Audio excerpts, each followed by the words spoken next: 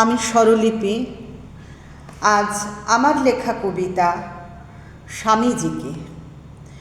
স্বামীজি হলেন অন্ধকার থেকে আলোয় আসার এক সুন্দর কবিতা, প্রাচ্য ও পাশ্চাত্যের অপূর্ব মেলবন্ধন, নিজেকে আকাশের মতো উদার আর কচি পাতার মতো সবুজ করে তোলার এক গল্প, যার একটা কথাই মহাবাক্য হয়ে কাঁপিয়ে দেয় মানব সমাজ, যেখানে যতই স্যাঁতস্যাঁতে মন মরা আলো আঁধারি, একবার যদি বিবেক রশ্মি পড়ে তাতে ফুটে ওঠে অনাবিল হাসি, আত্মবিশ্বাসের হাসি, নিজেকে প্রকাশ করার হাসি।